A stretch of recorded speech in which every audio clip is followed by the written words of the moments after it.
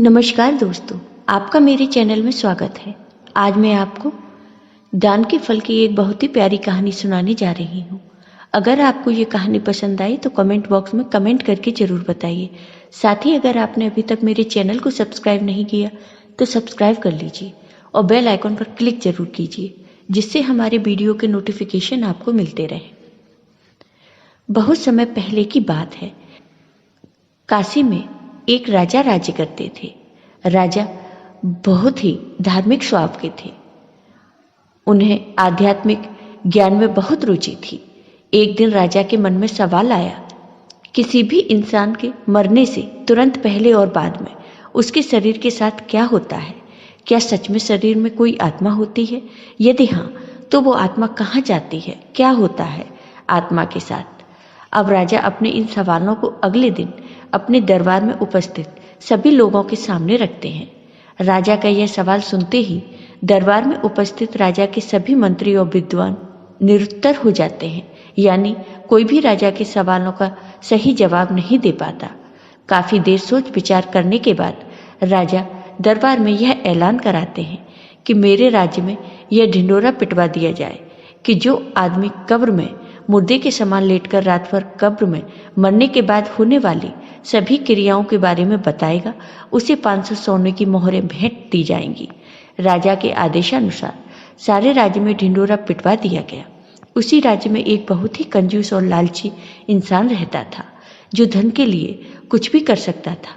ढिंढोरा पीट रहे लोगों की आवाज और बातें जब इस लालची और कंजूस आदमी के कानों में घुसी तो तुरंत भागता हुआ धन के लालच में वह राजा के पास पहुंच जाता है और बोलता है, मैं रात भर कब्र में लेटने को तैयार हूं। फिर राजा ने अपने नौकरों को आदेश दिया, इस आदमी के लिए अर्थी सजाई जाए। फिर अर्थी सजाई जाती है। अब सब लोग उस आदमी को लेकर जाते हैं। रास्ते में एक भिखारी उस आदमी का पीछा करने लगता है। उस आदमी के पास आता है और बोलता है कि तुम तो अब मर जाओगे, तुम्हारे पास जो भी धन है मुझे दे दो। अब उस धन का क्या होगा? तुम तो अकेले हो। बार बार यही बोलकर वह भिखारी आदमी का दिमाग खाए जा रहा था।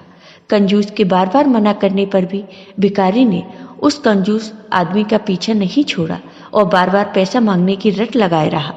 आखिर कंजूस आदमी जब एकदम परेशान हो गया तो उसने कब्रिस्तान में पड़े बादाम के छिलकों के एक ढेर में से मुट्ठी भर छिलके उठाए और उस भिखारी को दे दिए। भिखारी वहां से चला गया। बाद में कंजूस को एक कब्र में एक मुर्दे के साथ लिटा दिया गया और ऊपर से पूरी कब्र बंद कर दी गई। कब्र में बस एक छोटा सा छेद उसके सर की तरफ इस आशा के साथ कर दिया गया कि यह इससे सांस लेता रहे और अगली सुबह राजा को मरने के बाद पूरा हाल सुनाए। सभी लोग कंजूस को उस कब्र में लिटाकर वहां से चले गए। रात होने पर एक सांप कब्र पर आया और छेद देखकर उसमें घुसने का प्रयास करने लगा। कब्र में इस प्रकार की हलचल को देख कंजूस समझ गया कि यह तो सांप है, जिससे कंजूस आदमी घबरा गया। इधर सांप जैसे ही कब्र में घुसने की कोशिश करता है तो उस कब्र में बादाम के काफी सारे छिलके सांप के रास्ते का एक रुकावट बनकर फंस जाते हैं। सांप अब आगे नहीं बढ़ पाता, यानी कब्र के अंदर नहीं घुस पाता।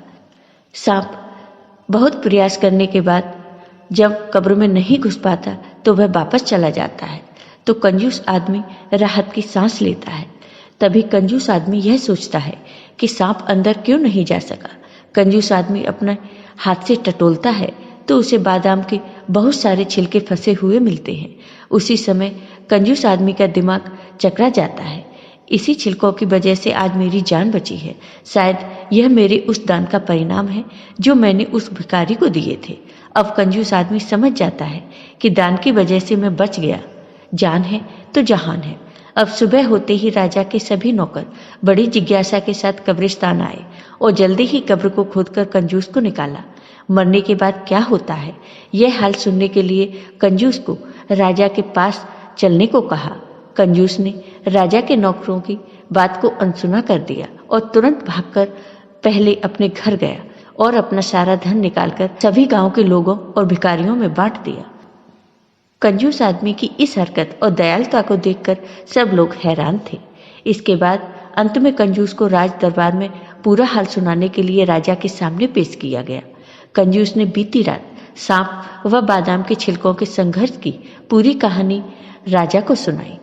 महाराज, मरने के बाद सबसे ज्यादा दान ही काम आता है, अतः दान करना ही सब धर्मों में श्रेष्ठ है। आपको ये वीडियो पसंद आया हो तो कमेंट बॉक्स में कमेंट करके जरूर बताइए। साथ ही मेरे वीडियो को ज़्यादा से ज़्यादा शेयर करिए। धन्यवाद।